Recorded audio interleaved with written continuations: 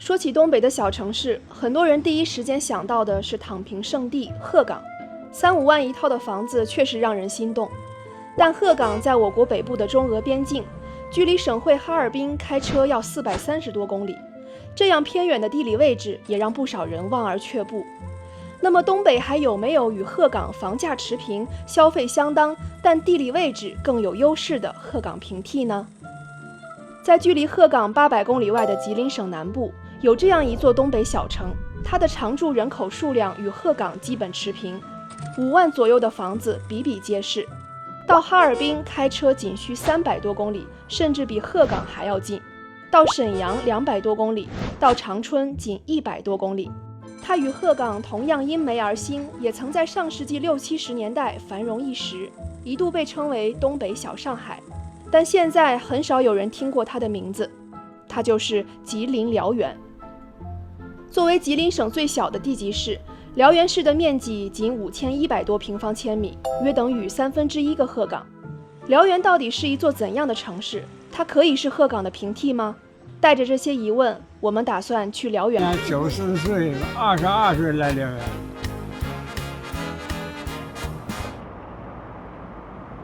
今天去赶个早市，这个早市是从早上6、7点钟一直开到中午11点、12点。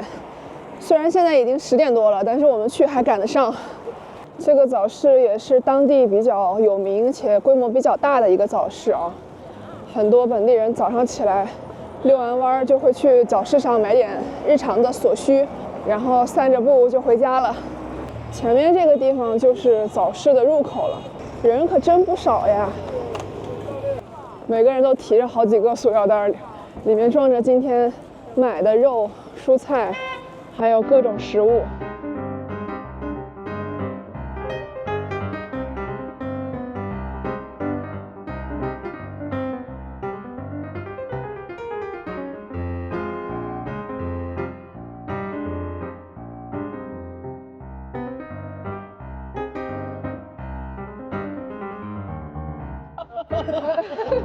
和大哥录一个。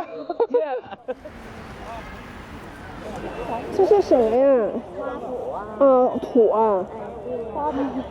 我寻思吃的呢。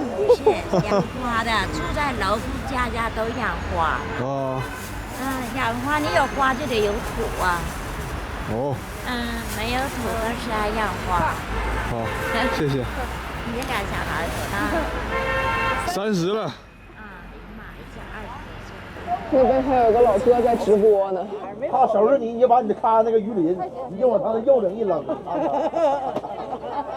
这每天早上都这么热闹，这还是工作日，这周末的话人应该更多。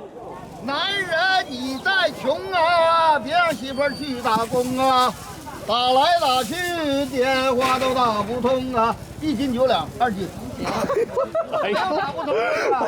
现出门见过世面呐，回来看咱什么也不行啊！到家把婚礼呀，最后要你唱着都会听啊，这又青了，青光眼的。2块1块。大哥，你唱这歌是不是有故事啊？故事还是很多的，不过我现在不能外露。就像说的，半生已过，明白了很多。该吃你就吃，该喝你就喝。你1块钱，遇事不要瞎琢磨，搞上这多事了呗。1毛也行啊。就像说的，苍蝇也是肉啊。1块钱一斤。讲话挺有意思。大哥，你也太幽默了，老有才了。我现在是默不作声了，声泪俱下。这个大哥的卖小苹果的摊儿特别火，质量真的好，价格也非常实惠。3外青山，1斤8两，2斤。山外青山1斤8两。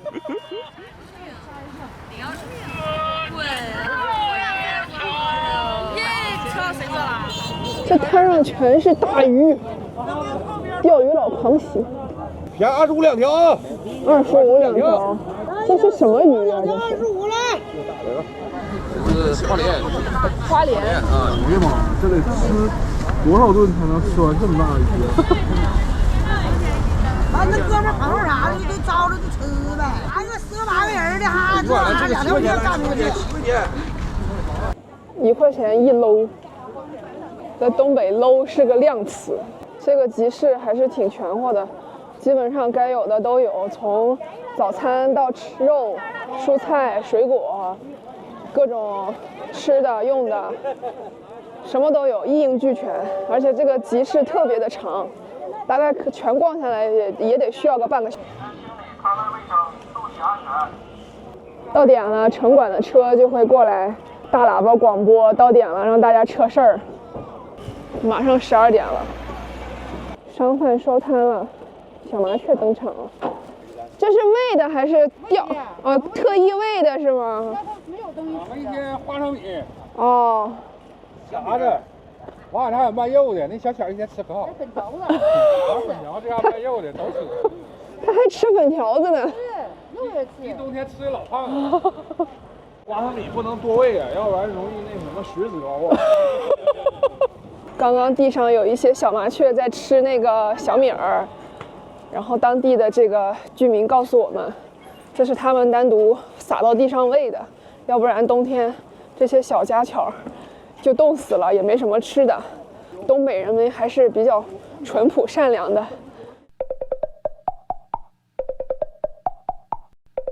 我们现在要去辽源市的 CBD 搞点午饭吃一吃。我们打算坐公交车过去。我们辽源市有属于自己的辽源超级碗啊，湘 BA， 比赛还挺好看的呢，就打得非常艺高人胆大啊，乡村大舞台赶上你就来的那种，非常精彩。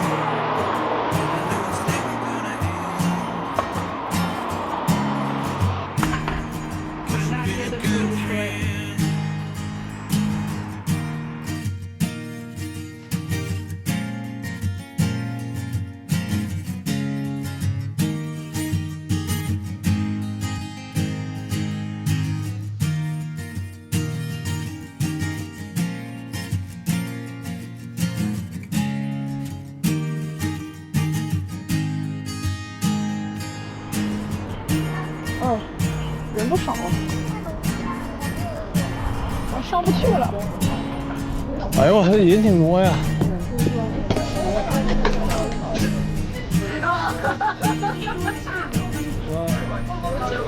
人山人海。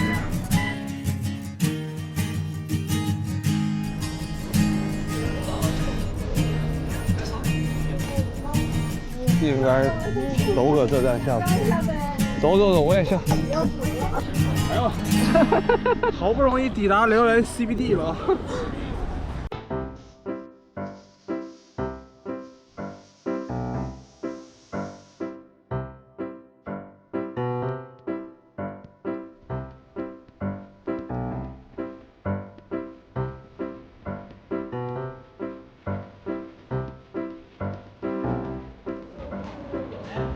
我们现在在辽源市的商业街，这里属于应该是辽源市的 CBD 了吧。今天又是周末，所以人很多，这边还是非常热闹的。国际大品牌李宁、鸿星尔克、361度、安踏、阿迪，还有喜茶、特步、耐克。所以这边真的啥都有，从黄金到穿的，到内衣，到各种小饰品，什么隐形眼镜啊，这那的，反正大大小小都有。你要哪个？我要那个压扁的3张。我要2个山药豆，我觉得这好吃。买了3个糖葫芦，12块钱。就我在北京吃糖葫芦的时候，那个人卖的都是10块钱一串，好像。这边只要4块，在北京吃一根，这边至少能买2了，幸福感拉满。我们现在去地下商场逛一逛。地下商场在这边还是比较多的，因为东北冬天冷啊，所以大家都会选择地下，会比较暖和一点。别看这个地下商场的门口很不起眼啊，但是这里面别有洞天，感觉你如果第一次来的话，还有可能会迷路。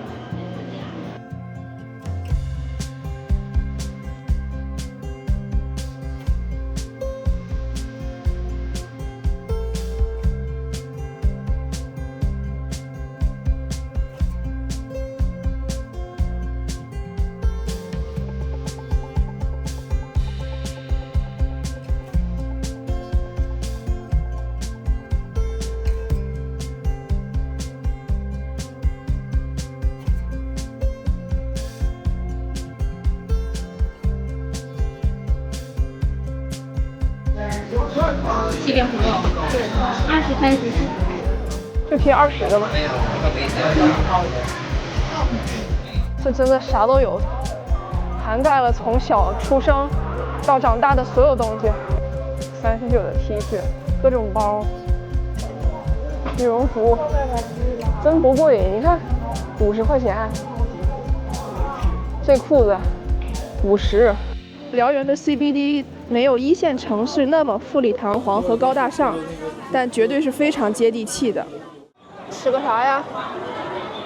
这边全是卖吃的，全素9块钱，1荤4素11块钱，奥尔良烤肉拌饭12块钱，羊杂汤、卤肉卷11块钱，饭菜大部分都不超过15块钱，吃饭的人不少啊。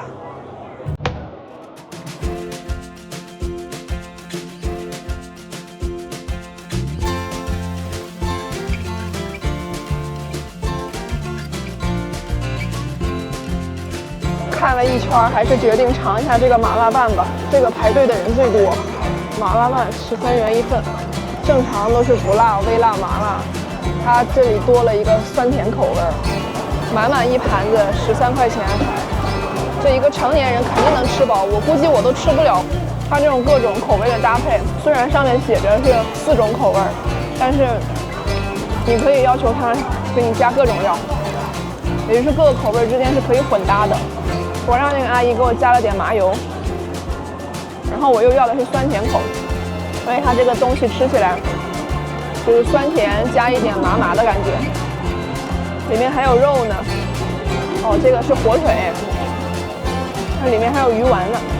它其实就是把各种食材你选好了之后放到一个锅里面煮一下，完了之后再捞出来，加上各种料，放一起拌。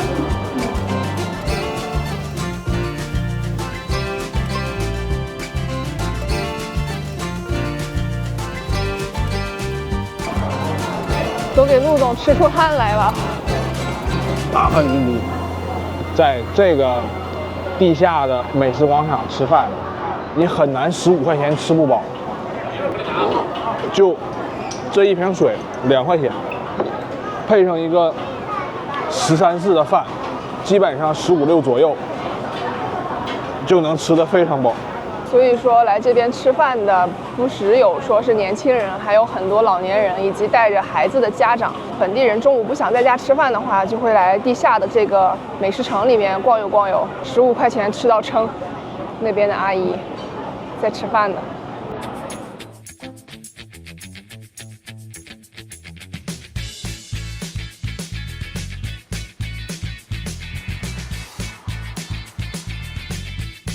我们现在要去龙首山公园，这个公园在山顶上，所以要爬坡上来，走个2、3分钟就到顶了。所以爬上来也不用费很多力气跟时间，这就已经到顶了。这边是公园的大门口，哎，好多花呀！这花是假的吧？哦，这是个灯，它每个花苞里面都有灯泡，晚上应该挺好看的。龙山公园，走，我们进去看看。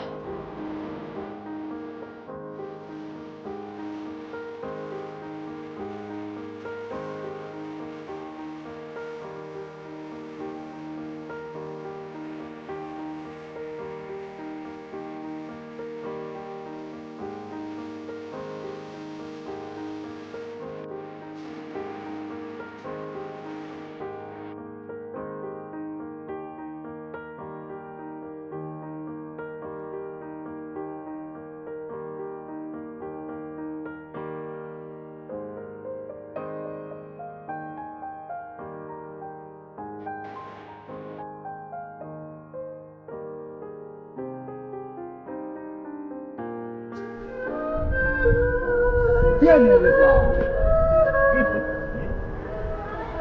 你今年多大年龄了？充电的78。78。充电的小音响。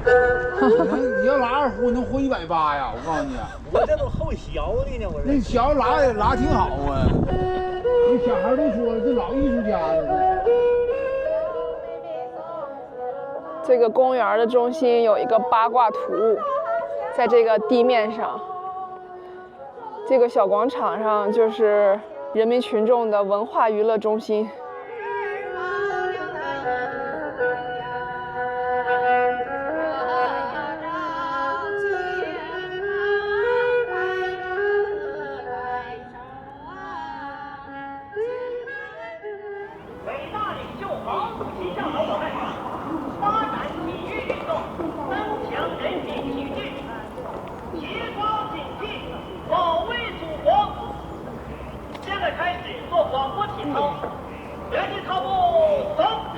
那边有一些做广播体操的叔叔阿姨、爷爷奶奶，我就不加入了。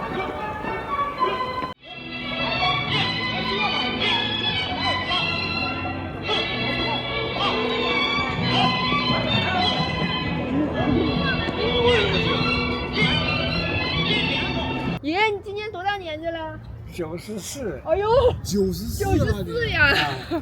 看不出来，看不出来，看不出来。你说我不像94啊？我不像，我寻思你70多呢，看着也就。哎，遛弯呢？啊，我上来遛弯没，就是女的老太太，没有老男同志。你看老男同志唠嗑行，你看老太太唠嗑能行吗？您是辽源本地的吗？是啊，这是你什么人？这我媳妇儿。哎呀，这多鸳鸯，多好。是般配。所以您是在辽源生活了90多年吗？72年了，今年94岁，22岁来辽源。真看不出来您94了已经。不像啊，一点也不像。哎呀，还谢谢你的记，祝福你们幸福啊！好，谢谢爷爷，好，谢谢爷爷。爷爷年轻的时候应该是个知识分子吧，头脑很灵活，耳朵也不聋，眼也不花。而且现在还能自己一个人走来走去，还能上山。对。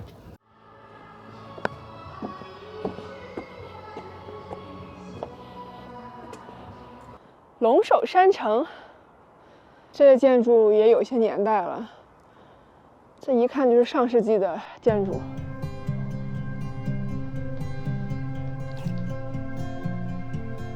龙山公园依龙首山而建，最初人们称呼这里为大疙瘩山。清末民初时，由附近寺庙的住持主张修建，这是龙首山第一次以公园的名称被载入史册。直到1953年被正式更名为龙山公园，并不断修建和完善。如今这里是市民休闲娱乐的场所。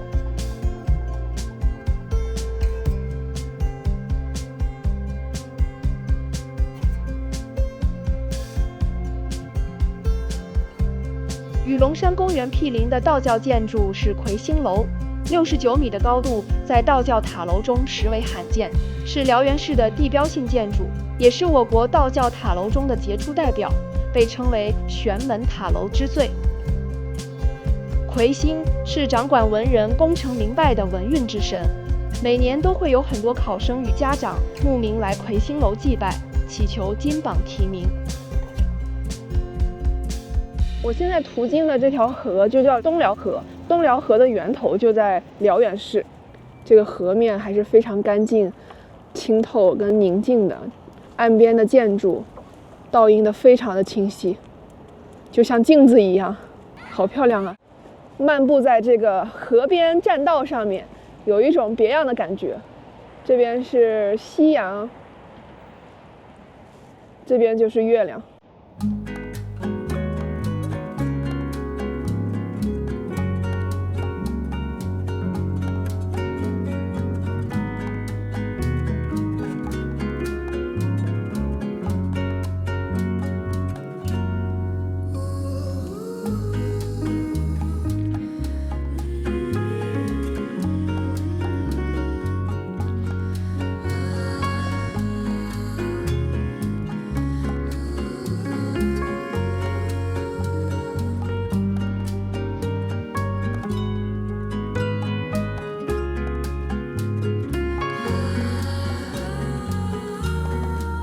这个地方风景还是不错的，如果说吃完饭出来溜溜弯，还是比较舒服的。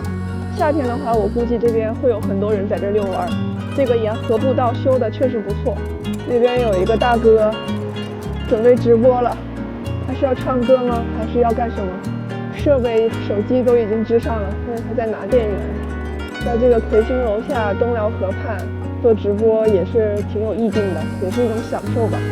月亮都已经升到天上了，这才下午的4点24，月亮就已经这么亮了。给我摄影师一个 C 位，嘿嘿嘿。这里挺好看的，我来给大家 solo 一段。心有多大，舞台就有多大。这么大个地儿，都是我的舞台。当当当当。你练习时长2年半，能练习什么？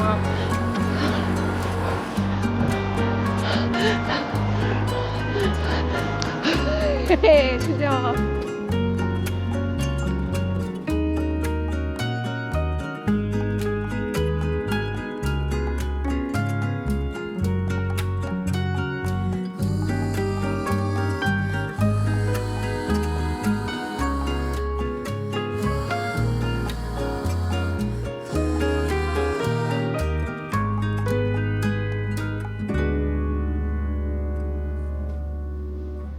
找个烧烤店吃饭去。这边的饭店是真多呀，整条街全是吃饭的地方，都给我看得眼花缭乱，挑花眼了。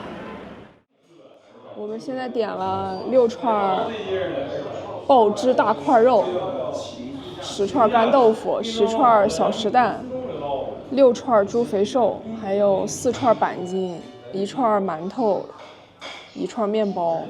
这边还有2个锡纸烤土豆，不知道这些够不够2人份，先这些吧，怕等会儿吃不了。没吃过他家烧烤，他这个肉应该是在烤之前腌过，所以呢，肉本身里面确实是有一些汁水，然后越嚼那个汁水的味道在你的嘴里面就会越重。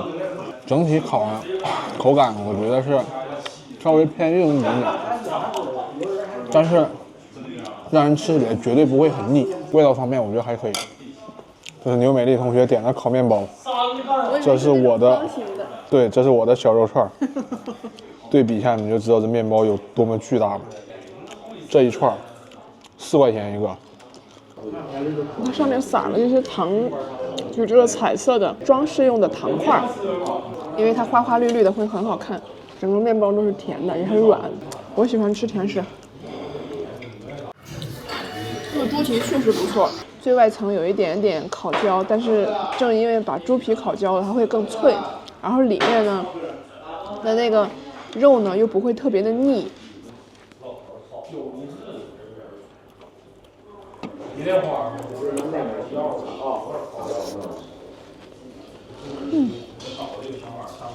它这个猪蹄很入味儿，因为里面的肉也是这个料汁的味道，它外面加了一些微微的辣，像我这种不怎么吃辣的人也是可以接受的，而且加了一些其他的料进去之后，就可以中和一下这个猪蹄的油腻的味道，所以我觉得这个还是比较好吃的。这我得上手，我真弄不开了。现在是晚上9点钟，市委广场这里。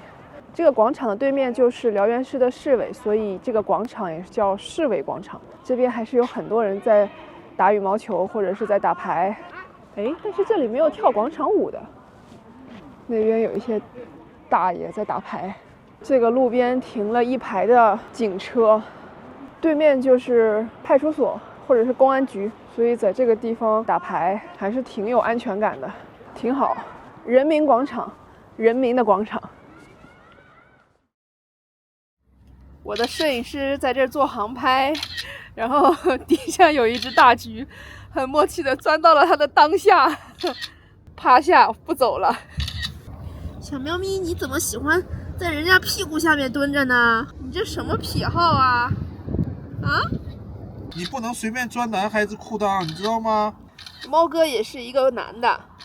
那就更不行了，猫哥，猫哥不要呀，猫哥。猫哥喜欢男孩子。都在这里边怎么打呼噜了？这个是我们昨天在菜市场看到的那个蠕动的虫子。这菜市场卖很多蛹子，这是什么蚕的蛹子吗？它尾巴在那蠕动的，转圈圈蠕动的。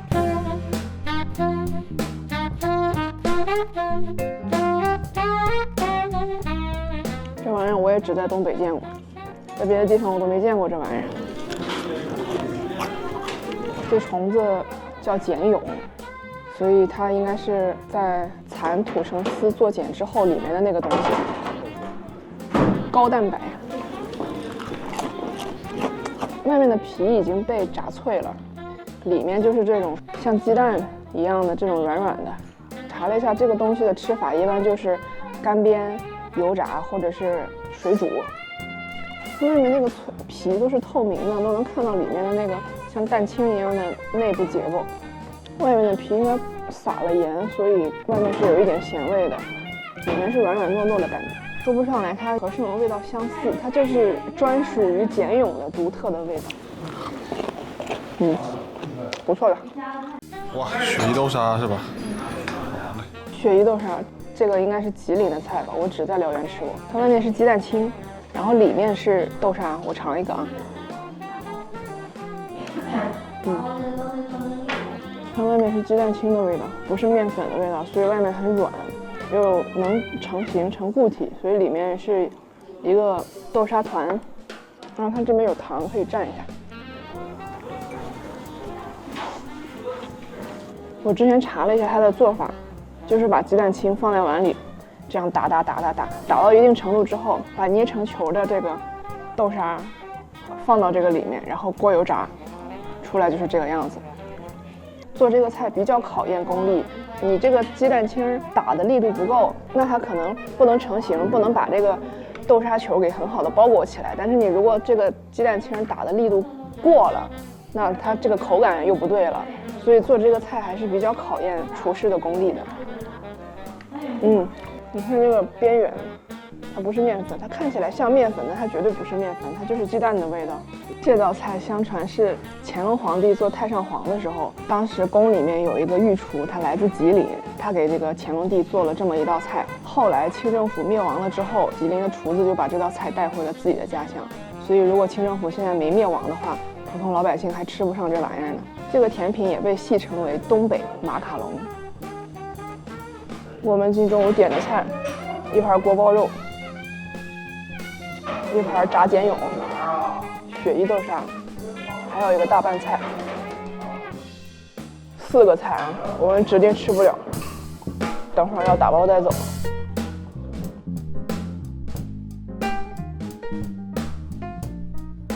师傅，咱现在辽源起步价是多少？5块啊！我记得我小时候就5块啊。20多年了。他为什么不涨价呢？是你们不涨，还是规定不让？他不给你涨啊！你去年是什么钱说给涨，到现在也不给涨，那你谁有啥办法？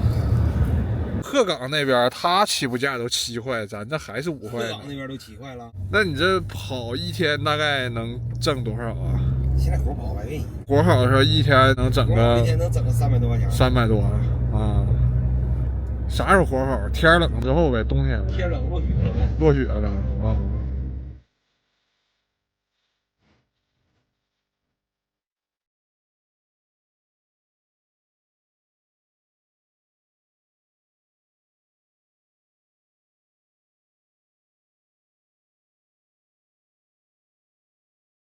在距离辽源市中心8公里的地方，200多具遗骨默默地躺在矿工墓的陈列馆里，他们已经在此长眠了近1个世纪。这里记载的不仅仅是辽源的沉痛记忆，更是整个中华民族的屈辱历史。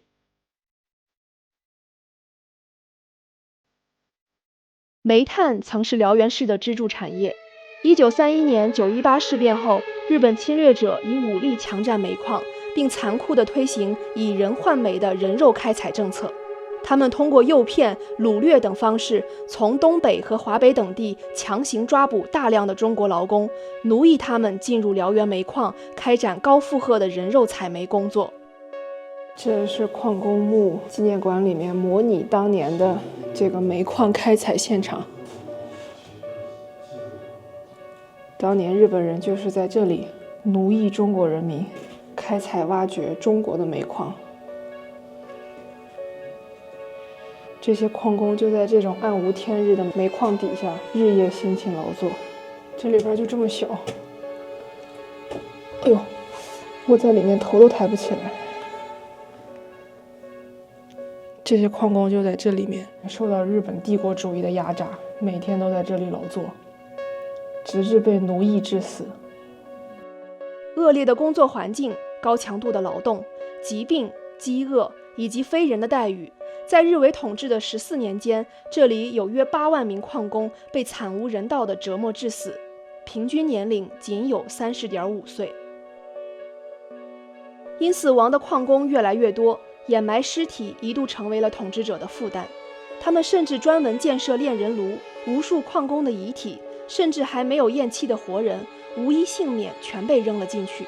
据记载，从1943年到1945年的2年间，炼人炉焚尸的浓烟从未间断，焚烧多少矿工无法统计。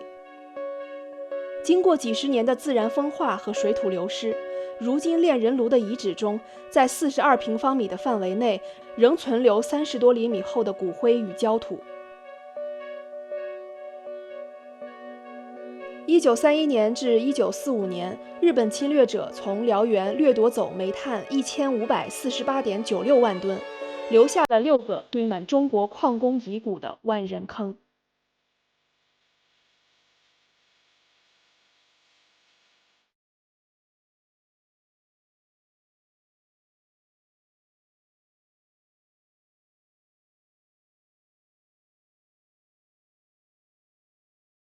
1949年，新中国成立后，辽源逐渐从沉痛黑暗的历史中走出来。依靠煤炭产业的繁荣，城市建设和经济迅速发展，轻工业异军突起。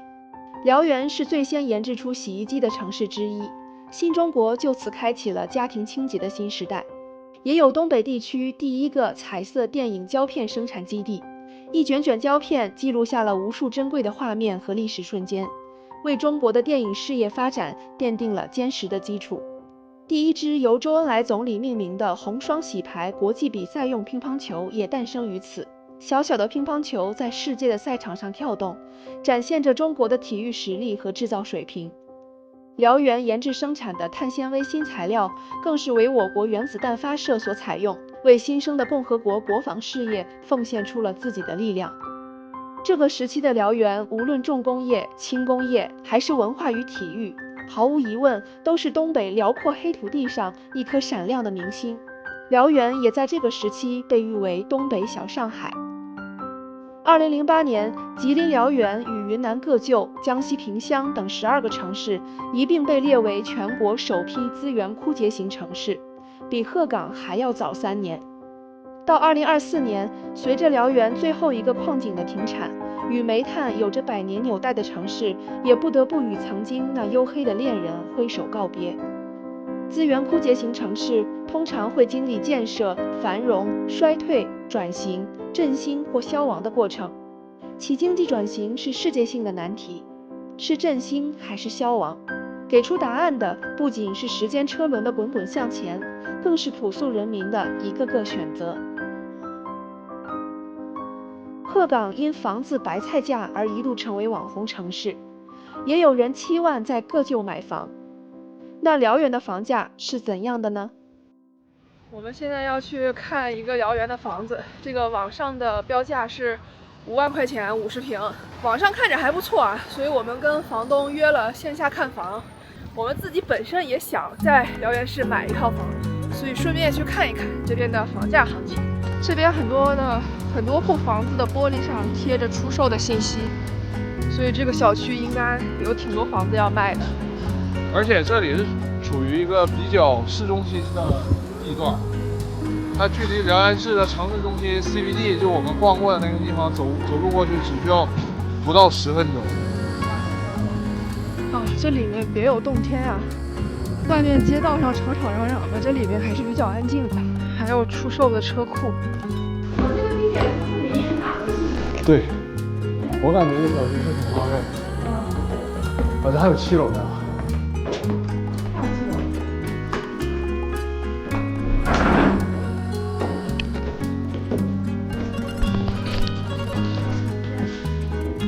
哦，哇，真干净啊！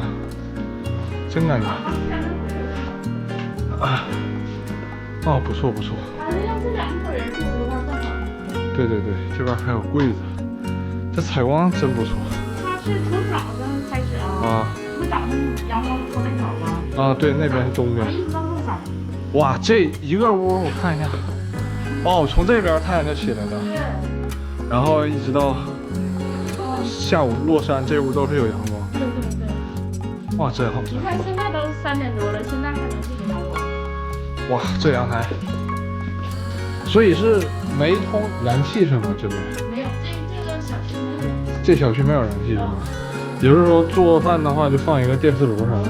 这边是一个洗手池。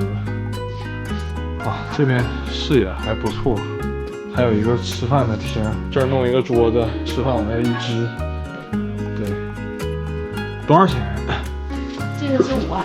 5万是吧？他这个是住2人宽敞的，我这是老长时间没收拾，要不收拾绿色的还有干净。物业是怎么交的？物业费是100块钱，1年收的，1年100多。这个厕所没有热水器，所以得自己安一个，差不多安在这个地方。那么损呢？这个小区现在住的人还多吗？对呀。啊。你看院里头这全是车吗？哎，都给我看心动了。5万块钱呢。东北这边出售的房子和出租的房子还是非常多的，就这一栋楼，我肉眼看到的至少得有5家是在出租跟出售的。住这楼上的？就这楼，有房我家的。几楼这个？6楼。是顶楼吗？6楼。哦，最高就6楼。哎，开灯还好。新装的没住过人。那我直接穿鞋进行吗？来吧，是。好嘞，好嘞。没事。哇，真新！哇，它这个相当于是没有床，直接一个榻榻米。对，直接一个榻榻米。哎呀，真好，铺个床垫啥的就能住。下楼就公交车、打车啥都方便。啊，2人住正好。这是厨房，开放式的，这燃气灶也给装好了。绝对不缺储物空间。啊，新铺的地热。储物空间异常丰富啊，相当丰富，而且柜子都很深，我这一个胳膊伸进去了，都能没问题。这个榻榻米下边还有抽屉可以放东西。挺好，我也不用说是在忙活好几个月了，对不对？再整的，东西啥的都给你准备好了。你愿意配点那个家具就愿意配，愿意配说我临时住一下也住。你再转手卖的话，也不至于说是没了，是不是？这边是给了一个放洗衣机的地方，这厕所这瓷砖反光的亮堂的，触控的，洗澡的地方。但是洗澡的地方有点窄，但是这个面积的房子差不多已经很好了。这边还有一个编辑柜。看辽源这边的人，他们的平均工资是大概多少？3000左右吧。3000左右。3000左右，2000多，3000左右。7万多的房子在当地算是比较便宜的，还是？便宜的，差不多中等的是。40万左右。40万。40万。哦。哎，好，这个房子聊完了。一共45平米，价格7万8，就如你们所见，都已经是精装修特别好的，直接拎包入住就可以了。可能需要配一些，比如说桌椅板凳，然后沙发电视，就根据个人需要。价格方面，除了房子本身有一个7万8之外，还配一个防风雪，每年的供热费大概是1000多块钱左右，物业费的话1年只需要100多。2个羊杂面吗？2个羊杂面，一个大碗，一个小碗。师傅，您是辽源本地的吗？信。河南信阳是吗？哦，你这房子是买的是吗？我没买，2万多块钱我租了，我都干，你要给人家房租钱多的。你要这1年2万，2万6啊，2万6。我以后工作都干6天的。师傅，那你来这儿多长时间了？干了2年，我原来在这拐角卖地摊的，卖了6年。不是你从河南来辽源多少年？我17年回来。他这还算市里吗？这它基本上是交通挺方便的，打车啥都方便。这地方相对来说行，这地方就是说白了，这挺大一片。像有的是在外园上班的，有的矿区上班的。外园上班在这儿不挺远吗？在欧亚那边。哎呀妈，人家是不得说50%，最少得20-30%的在外园上班的。这么多人呢？你看吧，外园大企业。那您觉得在这儿生活，这感觉辽源的城市怎么样？基本上就是说白了吧，就是房价便宜，工资也不会高。你说老百姓的生活就那回事儿。就是我看有很多年轻人选择去鹤岗那边去买房嘛，我觉得辽源跟鹤岗也差不多呀。房子还行。对呀。那就是去吃的吧。你要是说你手里有100万块钱，你在南方一线城市里，你跟啥不是？你在辽源那家伙不好，是不是？那人说吧，他不说50万，就说30万、50万，你买个40-50平米房子，10万8万的，剩下的那两口，天天的你干嘛？他也帮不了，是吧？好呀，回来了。长得挺好看。快点啊！行，那我们走了，好嘞，谢谢啊。呼呼一顿烤，吃起来嘎嘎香，酷酷炫。你看东北这些广告语都是叠词。快点啊！风口啊！对，就是小火苗，看不了手。风火上。哦，哎，不风手就借我一下咋？这是咋玩的？按这儿呗。这什么新奇的玩具？你看，我给你变个魔法，来，走。其实客观上来说，这边的这些房子大概价格在3-5万块钱，或者是6-7万块钱的这些房子，周边的配套设施还是非常完善的。但是这些10万以内的房子，它的面积都不会很大，可能大概在40-50平左右。对于独居或者是2个人住的话是完全够用的。那么现在我们是在看房附近的一个商场旁边，这边就是一个大型的购物商场，这边就是我们看房的那一片小区。从看房的地方走过来，大概也就走了5-6分钟，就走到了这片商业区。这边有大润发，有必胜客，还有丽枫酒店等等一些常见的吃的、住的、喝的、玩的都是可以满足的。当然，房子的价格它跟地段还有面积等等有很大的关系。但是就我们今天看的这2套房来讲，辽源一定程度上也能成为鹤岗的平替。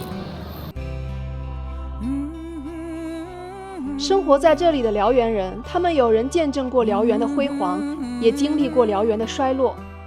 他们将青春热血抛洒在了东辽河两岸，用一生的辛劳抚平城市的伤痛，用一身的风霜建设城市的新荣。也有千金不换的归来游子，用游历四方所积攒的见识与本领，带来了新的技术与理念，在家乡完成他乡未尽的理想。当然，也有远道而来的朋友，在经历世事苦楚和一顿顿辽源美食后，顿觉此处安心是吾乡。辽源不火，是因为辽源人不宣传辽源。有人觉得曾经是东北小上海的家乡，如今的发展似乎无法与这个名号相匹配。也有人认为外面有太多比辽源要更发达的大城市，值得他们去学习。因此，留在辽源的人更习惯于埋头面前的黑土，实干建设家乡；走出辽源的人更忙碌于学习与发展，争取衣锦还乡。